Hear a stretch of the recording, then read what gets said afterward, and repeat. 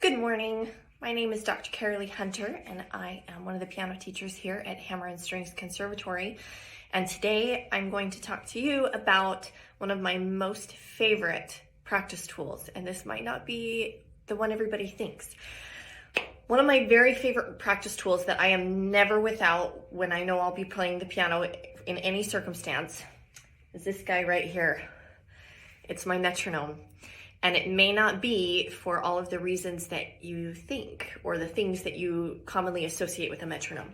Most of the time, we think about a metronome being used to keep us on a steady beat, which we all know that when you're trying to really be expressive and musical, a metronome can be the death of musicality.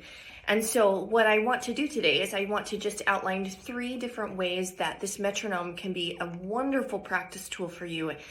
And it has nothing to do with keeping you on the beat or stifling any of your musicality. So the first other use that I'm going to talk to you about today with your metronome is how you can use it to responsibly gain speed in your pieces.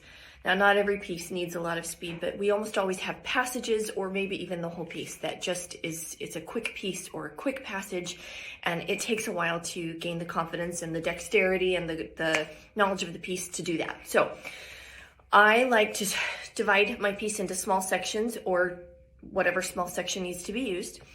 The first thing that I will do is I will find a tempo that feels very confident and very good and a speed that I can play the passage with no mistakes. And this might be quite slow, and it might be something that's not even really in the ballpark of the last speed, but that's okay. That's what I can handle today.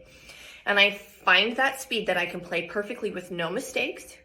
And then little by little, once I've done 3 consecutive playthroughs very successfully, then I allow myself to go up a metronome tick. And then I have the same goal, 3 consecutive and successful playthroughs.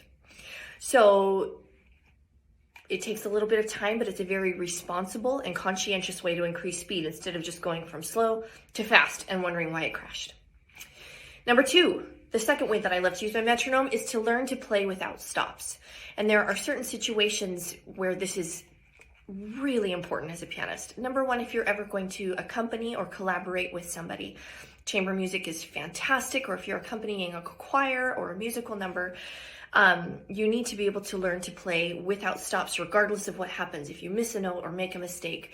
And one of the easiest ways to replicate that outside of your rehearsals is with the metronome. And you act like this is the person that you're playing with. It's also a great prep for performance, because another thing that we want to do is not have stops in a performance.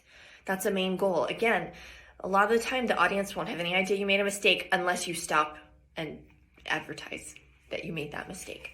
So I love to use this as a way to just keep my mind focusing on moving ahead and not getting stuck in a moment in a piece.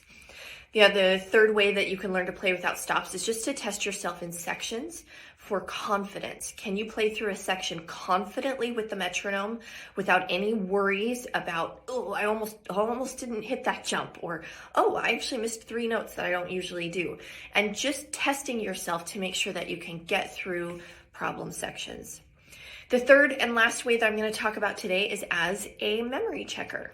This was something that helped me a lot during my studies of trying to decide whether or not I had something actually confidently memorized or if it was just kind of peripherally memorized and I could make it through. So when you're testing memory on a small section, I always start with small sections. When you're testing memory, start with a slower speed than performance and play through and see if you had any scary spots or actual mistakes. And you play, the other thing that you can do is kind of video game style. You play through until you find a crack and you think, okay, what was that crack? Was I not confident on what the next note was, or did it have something else? The next thing that I love to do that has to do with memorization is realizing that memorization needs to happen at slower tempos than a performance. It has to happen at different levels. Memorizing under tempo and working memorized under tempo really reinforces the cognitive memory that you need and not just the muscle memory that is one of the easiest things to develop in our playing. You have to have both in a performance. Otherwise, if one fails, you don't have anything else to fall back on. And our muscle memory can fail at any type of mistake or memory slip. And so having that cognitive memory that is right there and understanding exactly what's coming next is a huge fail-safe for when you're preparing for a performance. So I hope I gave you some new ideas on how to use this tool in your practice. Everybody should have one. Every instrumentalist, even singers, can use this to, can they remember the words on time?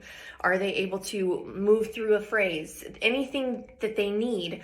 So get a little bit creative with your metronome and make it your best friend.